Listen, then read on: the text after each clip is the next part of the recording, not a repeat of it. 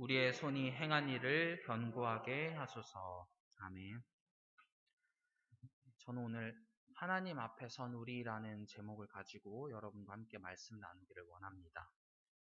이 시편은 모두 잘 아시겠지만 하나님께 드리는 고백입니다. 때로는 기도이기도 하고 또 찬양이기도 하고 탄식이기도 하죠. 하나님께서 우리에게 주신 것에 대한 사람의 반응들이 적혀 있는 겁니다. 그래서 오늘 함께 나눌 이 말씀의 1절 앞에를 보시면은 아마 성경책에 이렇게 적혀 있을 겁니다. 하나님의 사람, 모세의 기도. 그래서 이 말씀은 이 모세가 하나님께 드리는 기도를 적어 놓은 겁니다. 그래서 오늘은 이 시편의 내용을 한 절 한 절씩 조금 차근차근 보면서 살펴보면 좋을 것 같아서 우리가 한 절 한 절씩 함께 보면서 나누도록 하겠습니다. 이 1절에 보시면 시편의 기자가 하나님께서 우리의 거처가 되셨다고 이렇게 말을 합니다. 이 거처는 말 그대로 어떤 장소를 의미하는데 이 91편에서도 하나님을 우리의 거처로 삼았다라는 말씀이 등장을 합니다. 그리고 이 91편에서 하나님을 우리의 거처로 삼았을 때 어떤 일이 있는지 말을 해주고 있는데 어떤 일이 있냐면 우리에게 화가 미치지 못하고 재앙이 장막에 가까이 오지 못한다고 기록이 되어 있습니다. 그러니까 쉽게 말씀을 드리면 그냥 하나님께서는 우리를 지켜주시는 분이라는 고백이겠죠. 또 2절로 넘어가면 하나님께서 모든 것을 창조하셨음을 이렇게 고백을 하면서 하나님께서는 영원한 분이심을 고백을 합니다. 그러면 이 하나님은 영원하시다는 것은 우리가 잘 알고 있는데 그 하나님께서 창조하신 이 사람은 영원할까요? 아니면 영원하지 않을까요? 네. 네. 잘 아시는 것처럼 이 하나님께서는 영원하신데 어떻게 보면 아이러니하게도 이 3절에 보면 사람이 티끌로 돌아간다고 고백을 하고 있습니다. 말씀하신 것처럼 이 인간은 유한한 삶을 살 수밖에 없다는 거죠. 근데 여기서 한글로 보면은 재미가 없지만 이 히브리어로 보면 재미있는 게 있는데 뭐냐면 이렇게 인생이라고 번역되어 있는 부분이 여기 보이시죠? 근데 이 인생은 히브리어로 베네 아담이라고 되어 있습니다. 그리고 여기서 베네는 아들, 자손을 의미하고 아담은 사람을 의미합니다. 그러니까 직역하면 사람의 자손들이라고 번역을 할 수 있겠죠. 근데 이 시편의 고백을 이제 히브리어로 사람들이 듣는다고 생각할 때 이 베네 아담이라는 단어가 나왔을 때 사람들은 창세기의 아담을 생각할 수밖에 없습니다. 왜냐하면 사람이 티끌로 돌아가게 된 그 사건이 일으킨 주범이 바로 아담이기 때문이죠. 그래서 하나님께 불순종함으로 흙으로 돌아갈 것이라는 저주를 받게 된 사건을 이 기도를 고백하면서 떠올릴 수밖에 없는 겁니다. 정리하면 이 3절의 말씀은 사람이 하나님께 범죄해서 먼지로, 티끌로, 흙으로 돌아갈 수밖에 없는 인간에 대한 탄식을 이 기자가 고백을 하고 있습니다. 그리고 이 4절에서 6절은 그냥 쉽게 말씀드리면 사람의 인생이 아주 짧다는 겁니다. 하나님에게는 천년이 지나간 어제 같고 밤의 한순간처럼 짧고 홍수처럼 막 빠르게 지나가고 사람의 인생은 너무나도 짧고 그에 반해 하나님의 인생은 정말 비교할 수 없이 길고 영원하다는 걸 말을 하고 있는 거죠. 그런데 7절에 들어서면 갑자기 뜬금없는 이야기가 나옵니다. 잘 기도하다가 갑자기 이렇게 말을 합니다. 우리는 주의 노에 소멸되며 주의 분내심에 놀라나이다. 갑자기 하나님이 노하신다고 고백을 하고 있습니다. 잘 얘기하다가 하나님, 우리는 하나님 앞에서 인생이 짧습니다.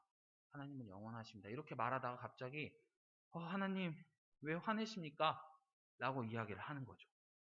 근데 그 이유가 8절에 나옵니다. 8절에서 이렇게 말합니다. 주께서 우리의 죄악을 주의 앞에 놓으시며 우리의 은밀한 죄를 주의 얼굴빛 가운데 두셨사오니. 그러니까 결국에 사람의 죄 때문에 하나님이 분노하시고 노하신다는 겁니다. 이 사람이 아무리 죄를 숨기려고 해도 행동을 하지 않더라도 마음속으로 이렇게 죄를 숨길 수가 없습니다. 그러니까 이 죄를 미워하시는 하나님 앞에 사람이 딱 서게 되면 하나님이 딱 이렇게 사람을 보실 때 그냥 죄투성인 겁니다. 하나님이 화날 수밖에 없는 거예요. 왜냐면 하나님은 죄를 미워하시는데 인간을 딱 보니까 그 안에 죄가 가득하기 때문에 하나님은 이 사람을 보면서 화가 나실 수밖에 없는 겁니다. 내가 싫어하는 죄가 저렇게나 많아? 이렇게 생각을 하신다는 거죠. 그럼 우리가 이전으로 돌아가서 창세기 아담을 한번 다시 생각해 볼까요? 이 아담과 하와가 선악과를 딱 먹고 한 행동들 중에 오늘 말씀과 연관된 행동이 있는데 바로 뭐냐면 그 선악과를 먹고 동산나무 사이에 숨습니다. 그래서 하나님의 낯을 피해 이 나무 사이에 숨는데 하나님께서 이 숨은 아담과 하와를 못 찾으셨을까요? 네, 찾으셨어요. 아무리 숨었다고 해도 뭐 들키고 하나님 앞에서는 이 아담과 하와가 죄를 짓고 나서 이후 숨을 수가 없었습니다.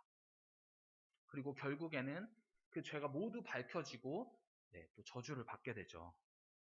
결국에 우리도 아무리 은밀한 죄를 짓더라도 그 마음으로 짓더라도 하나님 앞에서 분노를 일으킨다는 겁니다. 그러면 이 사람은 언제 죄를 지을까요? 그게 9절에 가면 나와 있습니다. 시편의 기자가 이렇게 고백합니다. 우리의 모든 날이 주의 분노 중에 지나가며 우리의 평생이 순식간에 다하였나이다. 이 말은 결국 우리의 모든 날이 다 그냥 죄로 물든 날이라는 겁니다. 근데 또 갑자기 10절에서 뜬금없어 보이는 고백을 합니다. 되게 유명한 구절이죠. 시편의 기자가 이렇게 고백합니다. 우리의 연수가 70이요 강건하면 80이라도 그 연수의 자랑은 수고와 슬픔뿐이요 신속히 가니 우리가 날아가나이다. 이게 대충 보면 사실 이해하기가 좀 어려워 보이지만 천천히 보면 잘 알 수가 있습니다.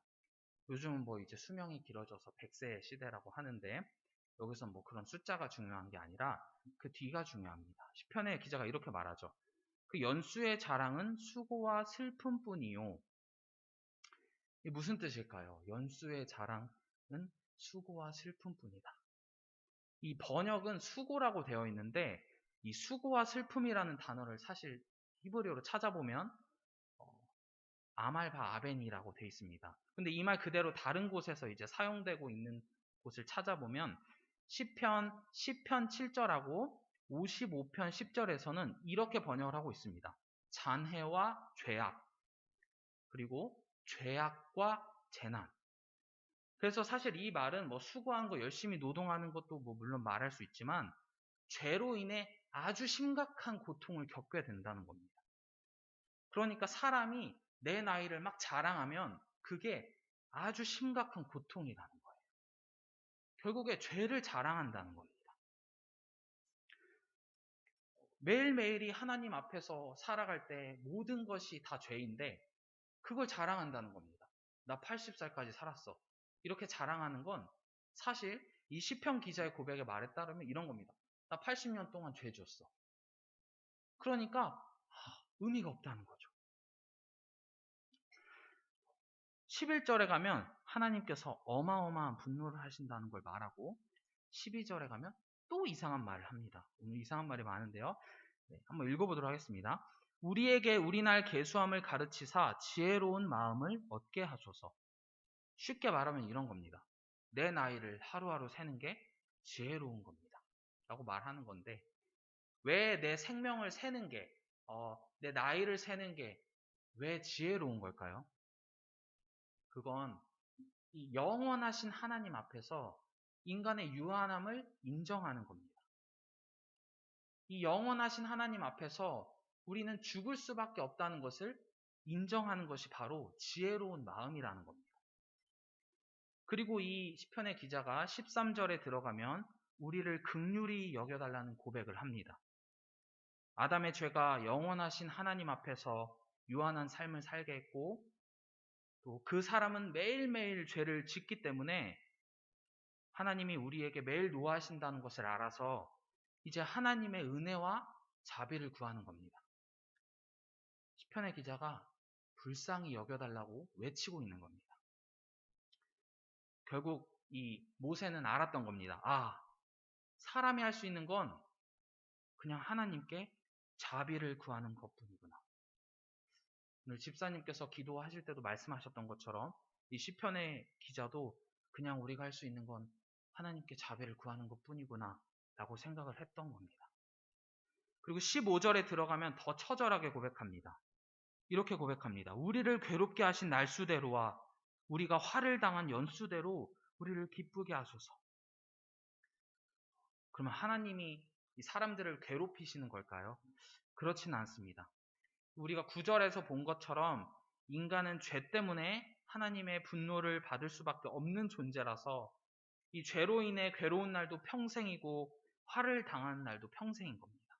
그건 하나님께서 괴롭히시는 것이 아니라 인간의 죄 때문에 인간이 마땅히 받아야만 하는 어려움과 고통인 겁니다. 그래서 이 시편의 기자가 살아가는 날 동안 우리를 기쁘게 해달라고 하나님 제발 우리를 자비로 봐달라고 하나님께 간구를 하고 있는 겁니다. 16절에서도 하나님의 자비를 구합니다. 그러면 여기서 16절에서 주께서 행하신 일이라고 되어 있는데 이게 무엇일까요? 이건 뭐 누가 고백하느냐에 따라 달라질 수 있을 것 같습니다. 누군가에게는 질병의 치료일 수도 있을 것이고요. 누군가에게는 구원일 수도 있을 것 같습니다. 근데 이 기도가 이제 모세의 기도이기 때문에 아마 출애굽 당시에 하나님께서 자신들을 구원해 주신 것을 생각하면서 이렇게 고백을 했었던 것 같습니다. 이런 걸 저런 걸 다 떠나서 확실한 건 하나님께서 자비를 베풀어 주셔야 한다는 겁니다. 더 쉽게 정리하면 16절의 고백은 이런 겁니다. 하나님 도와주세요. 하나님 살려주세요. 이런 고백인 겁니다. 그리고 마지막 17절입니다. 17절에서는 하나님의 은총이 우리에게 내리게 해달라고 고백합니다. 이건 뭐 어렵게 생각할 것 없이 계속 말씀드렸던 것처럼 하나님 도와주세요 라고 고백하는 겁니다. 하나님 우리에게 자비를 베풀어 주세요 라고 고백을 하는 겁니다. 그러면 무슨 자비일까요? 그 바로 뒤에 나옵니다. 제가 한번 읽어보도록 하겠습니다. 우리의 손이 행한 일을 우리에게 견고하게 하소서. 우리의 손이 행한 일을 견고하게 하소서 라고 고백을 하고 있습니다. 그런데 제가 길게 설명을 했지만 잘 생각해보면 이 고백은 되게 이상하고 웃긴 고백입니다. 왜냐하면 이 시편의 기자가 내 앞에 살아가는 모든 날은 다 죄악된 삶입니다. 하나님 앞에서 깨끗한 것이 아무것도 없습니다. 나는 선한 것을 할 수 없습니다. 라고 고백을 했는데 마지막에 와서는 내가 행한 일이 나를 견고하게 해달라고 지금 고백을 하고 있는 겁니다. 그런데 이걸 살짝만 좀 다르게 생각해보면 이것이야말로 정말 어마어마하게 하나님의 큰 은혜를 구하는 겁니다. 왜냐하면 사람이 사는 모든 날이 다 죄악 가운데 있는데 그 죄인이 행하는 것이 견고하기 위해서는 하나님의 자비 없이는 결코 불가능하기 때문입니다. 그래서 이 1절에서 17절의 고백을 정리하면 이렇게 정리할 수 있을 것 같습니다. 제가 이 시편을 보면서 저의 말로 한번 기도문으로 바꿔봤습니다. 제가 한번 읽어보겠습니다. 하나님, 저는 죄인입니다. 저는 죄로 인해 죽을 수밖에 없는 아주 악한 죄인입니다. 저는 매일 죄를 짓고 하나님 앞에 섭니다. 그러나 하나님은 완전한 선이시고 빛이시기 때문에 저는 주 앞에 설 때 너무나 부끄럽습니다. 제 안에는 죄밖에 없습니다. 하나님께서는 그 죄를 아시기 때문에 저에게 분노하시죠? 하나님, 그치만 저를 긍휼히 여겨주세요. 저를 봐주세요. 저를 용서해 주세요.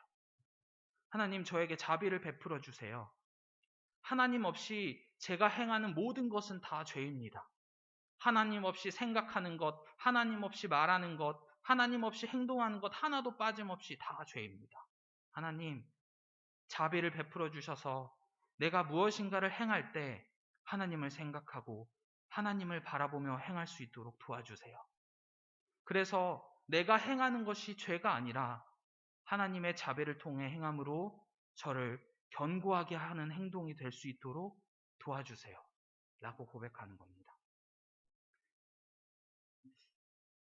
조금 복잡할 수 있을 것 같아서 오늘의 말씀을 세 가지로 한번 정리해 보겠습니다. 첫째는 이겁니다. 사람은 하나님 앞에서 죄인이고 유한한 존재입니다. 두 번째는 하나님은 사람 앞에서 선이시고 영원한 존재이십니다. 그래서 마지막으로 사람은 하나님께 자비를 구할 수밖에 없는 겁니다. 그렇다면 무슨 자비를 구해야 될까요? 이 시편 90편을 통해 보신 것처럼 우리가 하나님께 구해야 하는 이 자비는 하나님 앞에 설 수 있는 자비를 구해야 하는 겁니다. 왜냐하면 우리가 하나님의 자비하심 없이 하나님 앞에 선다면 우리는 그냥 하나님의 분노의 대상일 뿐입니다. 그래서 우리는 하나님의 자비를 구할 때 그 목적을 내가 잘 되는 것 중요합니다. 그렇지만 내가 잘 되는 것, 내가 부자 되는 것, 내가 성공하는 것 그런 것을 구하는 것이 아니라 그저 내가 하나님 앞에 설 수 있게 해달라고 자비를 구하는 겁니다. 그러면 하나님께서 참 선하셔서 우리에게 자비를 베풀어 주십니다. 그러면 그 자비가 무엇일까요? 하나님께서 오늘 살아가는 우리에게 베풀어 주신 그 자비는 바로 예수님입니다. 전 이런 표현을 쓰고 싶습니다. 예수님이 하나님의 자비하심의 끝판왕입니다. 그리고 그 예수님께서는 어떻게 하셨나요? 이제 우리를 하나님 앞에 더 이상 죄인으로 세우지 않기 위해 하나님 앞에서 의인으로 세우시기 위해 자녀로, 아들로, 딸로, 또 거룩한 무리로 세워주시기 위해 십자가에 달려 돌아가셨고 휘장을 찢으셨습니다. 그래서 이제는 우리가 그 완전한 자비하심으로 하나님 앞에 당당하게 자녀로 설 수 있는 겁니다. 그리고 17절에서처럼 하나님이 베풀어 주신 그 자비가 우리를 견고하게 합니다. 근데 제가 말씀드렸죠. 이 자비는 예수님이라고 말씀을 드렸는데 그래서 예수님께서 우리를 견고하게 하시는 겁니다. 세상 사람들이 볼 때는 어떻게 생각할지 잘 모르겠습니다. 아마 예수님을 믿는 게 바보 같을 겁니다. 이 코로나가 막 성행하고 있을 때 교회 가는 것 너무 바보 같고 멍청한 짓 같을 겁니다. 희생하고 무조건 사랑하고 바보처럼 참는 그 모습에 사람들은 비웃을지도 모르겠습니다. 하지만 그게 우리를 견고하게 합니다. 예수님이 나를 견고하게 하시기 때문에 예수님을 따라 살아가는 것이 나를 더 견고하게 하는 것입니다. 다른 것 구하는 것 당연히 중요하고 너무 좋습니다. 그러나 그것을 구하는 과정 속에서도 우리가 이 시편 90편의 고백을 잊지 않길 원합니다. 우리는 항상 죄인이었던 것을 기억해야 하고 그 가운데서 하나님의 자비하심을 구해야 합니다. 우리는 예수님을 구해야 합니다. 내 삶의 기준이 내가 아니라 예수님이 될 수 있도록 기도해야 합니다. 내 삶의 목적이 내가 아니라 예수님이 될 수 있도록 기도해야 합니다. 내 기도의 목적이 나의 성공이 아니라 예수님을 위해 더 열심히 살아갈 수 있도록 기도해야 합니다. 우리는 하나님 앞에 딱 섰을 때 죄인이고 유한한 존재입니다. 하지만 하나님께서 자비를 베풀어 주셔서 자비 그 자체이신 예수님을 통해 우리를 이제는 죄인이 아닌 자녀로 삼아 주셨습니다. 그리고 비록 우리는 유한한 존재라서 이 땅에서는 죽어야만 하지만 하나님께서는 다시 회복하셔서 우리를 영원한 삶으로 인도하셨습니다.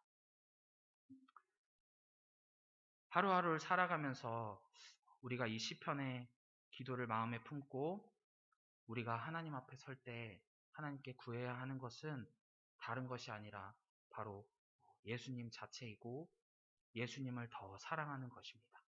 그래서 우리가 매일의 삶 속에서 이 시편의 내용을 하나님께 고백하는 저와 여러분이 되기를 간절히 소망합니다.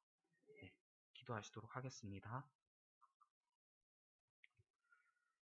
하나님 아버지, 하나님의 자비하심 없이 우리가 하나님 앞에 설 때에 우리는 죄인입니다. 하나님 앞에서 선한 것 하나 없는 죄인입니다. 하나님 앞에 설 수조차 없는 죄인입니다. 그러나 하나님, 측량할 수 없는 하나님의 자비로우심으로 우리에게 예수님을 보내주심에 감사를 드립니다. 하나님의 은혜로 그 예수님을 믿게 하여 주심에 감사를 드립니다. 물론 때로 우리의 연약함으로 인해 나의 것을 구하고 나의 유익을 생각하고 나만을 위할 때가 있음을 고백합니다. 하지만 하나님의 은혜 없이는 우리는 아무것도 아님을 깨닫게 하여 주시고 매일을 살아가며 하나님의 그 자비로우심으로 인해 우리가 이 자리에 있음을 고백하게 하여 주시옵소서. 우리는 예수님을 통해 하나님 앞에서 이제는 죄인이 아닌 의인으로 하나님의 자녀로 하나님의 아들로 하나님의 딸로 설 수 있게 되었습니다. 이제는 주님의 아들과 딸들이기 때문에 나의 것을 구하는 것이 아니라 예수님을 구하게 하여 주시옵소서. 예수님을 본받아 살게 하여 주시옵소서. 예수님을 위해 살고 예수님을 위해 죽는 삶을 살게 하여 주시옵소서. 내 삶의 기준이 내가 아니라 오직 예수님만이 나의 삶의 기준이 되고 나의 삶의 전부가 될 수 있도록 인도하여 주시옵소서.